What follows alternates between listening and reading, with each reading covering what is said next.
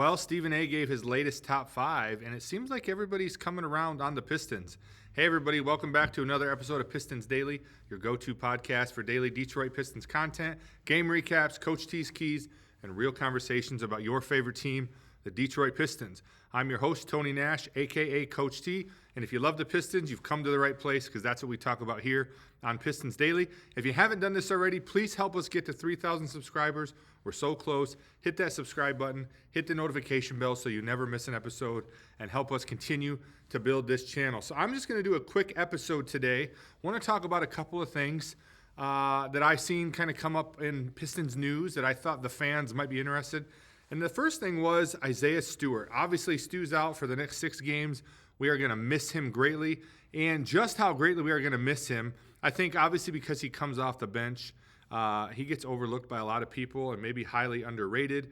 But Stu's defense is incredible. Doing some research of lowest opponent's field goal percentage allowed this year, and this is at least 200 field goals defended. And here's what it looks like. So at the very, I got, let's see, I got 1, 2, 3, 4, 5, 6, 7, 8, 9, 10. The top 10 lowest opponent field goal percentage allowed on shots above the rim or above at the rim, this season. So number 10 is Wemby at 55.3 field goal percentage. That surprised me that he was the lowest because he's so tall. You saw in the All-Star game, he got beat multiple times and still ended up with a block shot. Jay Huff at 55.3, Derek White at 55.1, Alex Sarr at 55.1, Jaren Jackson Jr. at 54.5. So those are all super close. Luke Cornett at 53.9, Rudy Gobert, Defensive Player of the Year, last year at least, 53.5, Evan Mobley, 52.6, Chet Holmgren at 46.6, and at 42.7, so it's really not close, you have Isaiah Stewart. When people go to the paint and see Stu there, they change their shot. Obviously, he gets a lot of blocks. He's in the top 3 or 4 in the league in blocks. But just seeing Beef Stu in that paint makes you, as a player, second guess how you're going to go up. You don't want that contact. You don't want to get blocked. So a lot of people adjust their shots and are taking bad shots. That is a statistic that maybe doesn't show up on the stat sheet, but is absolutely incredible to our team. And this is why I do worry over the next few weeks, as we're going to be missing him against New York and against OKC and against San Antonio, against Cleveland, against Orlando. These are going to be some big games where missing him is really going to be a big deal.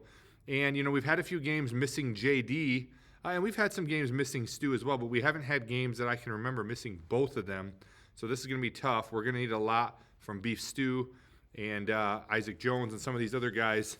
Probably won't see Isaac Jones, actually. But we're going to need some help from these other guys. But I think Stu is so underappreciated and so underrated. You know my thoughts about Stu being in the starting lineup. I think he should. Love Tobias. But, man, Stu and JD on the court together is absolutely lethal. And then I don't know if you saw this, but JB at the All-Star Weekend was talking to Richard Jefferson and the boys about who is the MVP of the league. And, of course, JB is biased, but he kind of built a case as to why Cade Cunningham, right now if the season ended, is the MVP of the league. He says if they chose today with the record we have, with the way he carries every night, and the impact he has on the game, offensively, rebounds, assists, steals, blocks, he says, hands down the MVP. He said not only each night does he have to guard the other team's best player and carry the way he cares on offense, but he makes the guys around him better. He doesn't take from his teammates. It's not just about him getting up his shots or getting his points. You see there's nights where he only scores 13, 14 as he's facilitating other guys, and he gives his teammates opportunity to grow. He does not take anything from them. And I think, to me, when you talk about most valuable to a team, man, Cade has to be on that list. And I think, I like JB's argument here. He says, no doubt in my mind that Cade should be MVP if the season were to end today. So listen, I've said this over and over. Cade is not the best player in the NBA, but is he the most valuable player to his team? This is a matter of whether they judge it by most valuable player to the league or most valuable player to their team. And I think if you go most valuable player to their team, to me, Cade is doing the most with the least amount of help. And, of course, obviously he had a first-time All-Star this year in Jalen Duren, but he really has come on. And outside of him, you don't have any other All-Star caliber players. He doesn't have three-point shooters around him. And so what he is doing is absolutely incredible. And so speaking of that, I had the wrong thing there. So Stu, the best defender. Sorry, I had the wrong thing up there. Let's see. Let me find the right one. I got these mixed around today. I apologize. So I want to talk about Iman Shumpert on, speaking of what we're talking about Cade carrying the biggest load in the league. I don't know if you saw Iman Shumpert. This was also over All-Star Weekend. Actually, I think it might have been on First Take on Monday, talking about the Knicks and the Pistons and talking about Jalen Brunson and Cade Cunningham. Now, Shumpert used to play for New York. Maybe he's a little biased. But he says that Brunson carries a much bigger load than Cade Cunningham does, that he has less to work with and has to do more defensively, has to do more in the fourth quarter. And I just think that's absolutely crazy. I think Jalen Brunson does too much.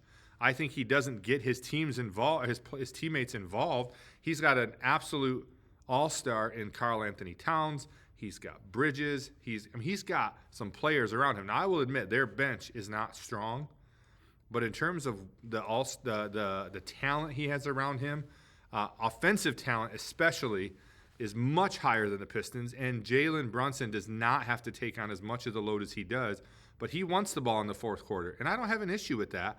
But I don't think he has to. And Cade, a lot of times, will get other guys involved, but in the fourth quarter, when it comes time, he gets it done. And at one point, they were talking about Cade being clutch player of the year, and I still think he should be in that conversation. So to me, the fact that he would say Jalen Brunson has much more to deal with night in and night out is absolutely crazy to me. Just crazy talk. I think that's absurd. I think that Cade has to do a lot with a little. And, of course, even if you go back to his Montverde days, Cade's a facilitator. Like, he can score. He's an absolute bucket. But he's not out to get his points or get his stats. He's out to win. And that's what we love about him as our point guard. When Jalen Brunson played us at LCA, he had 0 assists. 0. And when you got the guys on the squad that you have and you get 0 assists, that tells me you're doing too much. And listen, Jalen Brunson is a phenomenal player. You've seen me defend him multiple times and criticize him. But to say that he has more to take care of than Cade is crazy, crazy talk. And then I'll round out today's episode with Stephen A. Smith on First Take yesterday. He does this, I think, once a week or once a month, his top 5 contenders for an NBA title, who he thinks will be in the, who has the best chances to win. And there's one team that I was really surprised on this list, and one that I was surprised is on the list, and that is the number 5 team, the Cleveland Cavaliers. He thinks with James Harden now, they have elevated themselves to a contender. We will see. Time will tell. I tend to think that James Harden actually made it more difficult for them. He's such a ball-dominant player. I don't know that he makes them better. It's going to be interesting to see how him and Donovan Mitchell work together. Certainly some offensive power, but James Harden doesn't play defense. He's going to get up his shots. It didn't work great with him and Kawhi, so why do we think it'll work great with him and Donovan Mitchell? It didn't work with him and Kyrie or KD. It didn't work with him and Chris Paul. So to me, I think, we get lost in the fact that James Harden is an incredibly offensive, talent. He's unbelievable, but he's not a winner and he's not a team player. And I don't think he elevated Cleveland. I think he took them a step back, but we'll see. I could be wrong on this one. We'll see. So Cleveland at number 5, Denver moved down to number 4, and I think they're going to continue to drop. They haven't been playing great lately. We'll see how they do after the All-Star break. Jokic seemed completely disinterested in the All-Star game. And I know a lot of people say that Jokic is an incredible player, and he is, but, our team's figuring out a way. I think when he's in it and he's, locked in, he's impossible to stop.